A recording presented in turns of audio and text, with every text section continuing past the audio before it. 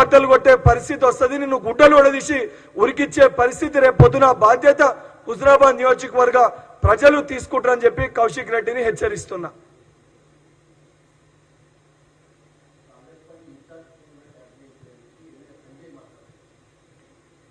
ఇప్పుడు వాళ్ళందరూ కూడా మాట్లాడేది ఎమ్మెల్యే సంజయ్ గాని కౌశిక్ రెడ్డి గాని వీళ్ళందరూ గతంలో కేటీఆర్కి సన్నిహితులుగా ఉన్నోళ్ళు. ఇంకా దగ్గరగా చెప్పాలంటే కేటీఆర్ బయటికి వెళ్ళేది ఉంటే వీళ్ళంతా డ్రైవర్లు లేక పనిచేసి కేటీఆర్ని బయటికి తీసుకుపోయిన పరిస్థితులు ఉన్నాయి.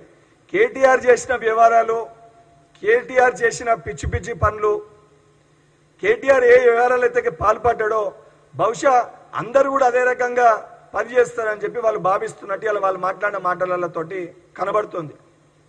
నిజంగా చిత్తశుద్ధి ఉంటే ఈ ఫోన్ ట్యాపింగ్ వ్యవహారంలో కేటీఆర్ దగ్గర పోయి వాళ్ళ ఎమ్మెల్యేలు అందరూ కలిసి అసలు ఫోన్ ట్యాపింగ్ వ్యవహారంలో కేటీఆర్ పాల్పడలేదు, ఏ హీరోయిన్ది కానీ ఏ జ్యుడిషియల్ పర్సన్ది కానీ ఏ పొలిటీషియన్ది కానీ ఏ రకమైన ఫోన్ ట్యాపింగ్ వ్యవహారంలో కేటీఆర్ వినలేదు, విని దాన్ని వాడుకోలేదు, వాడుకొని రాజకీయ అదేవిధంగా సొంత ప్రయోజనాల లబ్ధి కోసం దాన్ని ఉపయోగించుకోలేదని చెప్పి లై డిటెక్టర్ టెస్ట్కి కేటీఆర్ని రమ్మని చెప్పురి, లేదా కేటీఆర్ ఇటువంటి వ్యవహారాలకి పాల్పడ్డట్టు మాకు కూడా తెలియదు అని చెప్పి వీళ్ళిద్దరిని రమ్మని చెప్పారు లై డిటెక్టర్ టెస్ట్కి. అటువంటి వ్యవహారాలు పాల్పడ్డప్పుడు వీళ్ళ దృష్టికి రాలేదు, పాల్పడ్డారని చెప్పి వీళ్ళు కూడా ఎక్కడ ఇంతకుముందు వాళ్ళ ఇంటర్నల్ మీటింగ్స్లో మాట్లాడుకోలేదు, లేదా వీళ్ళ ఫోన్లు మా ఫోన్లు కూడా ట్యాప్ అవుతున్నాయని వాళ్ళు ప్రభుత్వంలో ఉన్నప్పుడు ఇదే కౌశిక్ రెడ్డి ఎమ్మెల్సీగా ఉన్నప్పుడు నా ఫోన్ కూడా ట్యాప్ అవుతుందని చెప్పి వాడు బయట ఎక్కడ మాట్లాడలేదని చెప్పి వాడినన్నా లై డిటెక్టర్ టెస్ట్కి రమ్మన్నారు.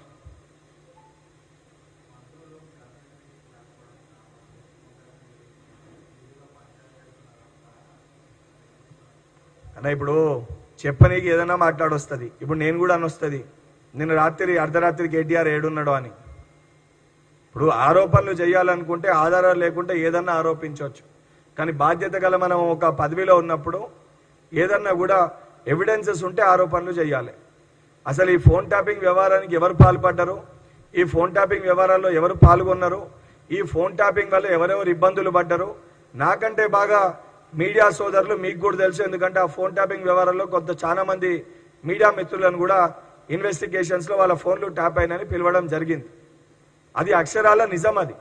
అండ్ ఈ రోజటి వరకు కేసీఆర్ కానీ కేటీఆర్ కానీ మేము ఫోన్ ట్యాపింగ్ చెయ్యలేదు అని ఎవ్వరు కూడా బలంగా గట్టిగా చెప్పలేదు.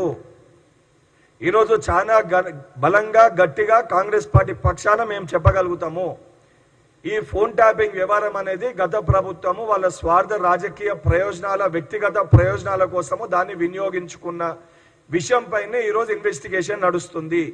ఈ ప్రభుత్వంలో అసొంటి దేనికి కూడా ఈ ప్రజా ప్రభుత్వం అసొంటి చర్యలకి పాల్పడతలేదని చెప్పి చాలా బలంగా గట్టిగా నేను చెప్పగలుగుతా.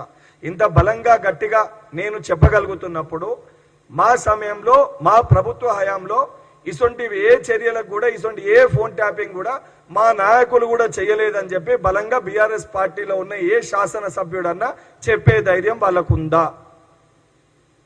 ఫోన్ ట్యాపింగ్ వ్యవహారం జరిగింది అని స్వయాన కల్వకుంట్ల కవిత గారు కూడా 1-2 సందర్భాల్లో మాట్లాడినరు.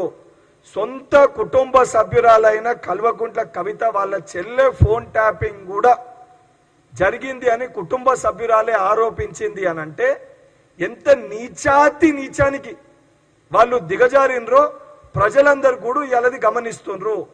ఆ గమనించేదాన్ని తట్టుకోలేక జీర్ణించుకోలేక ఉద్దేశపూర్వకంగా డైవర్ట్ చేయనీకి ఇసొంటి కొంతమంది శాడిస్ట్లతోటి సైకోగాన్లతోటి ఇష్టం వచ్చినట్టు అడ్డగోలుగా వాళ్ళ యొక్క స్థాయిని కూడా మర్చిపోయి ఏ స్థానంలో ఉన్నదాన్ని కూడా మర్చిపోయి ఇష్టం వచ్చినట్టు ఆరోపణలు చేస్తారు.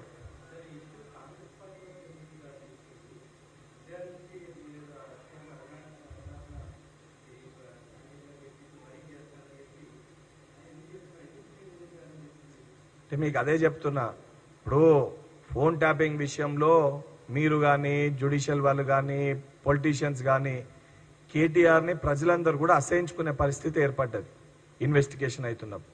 సో దాన్ని డైవర్ట్ చేయనీకి ఆయన బయట దేశానికి పోయి నేను ముందు కూడా చెప్పిన ఏదైతే ఆయన పైన ఉన్న కొన్ని ఆరోపణలకి ఫోన్ ట్యాపింగ్ కానీ లేదా డ్రగ్స్ విషయంలో ఆయన కన్జ్యూమ్ చేస్తాడని ఆయన పైన కొన్ని ఆరోపణలు ఉన్నాయి.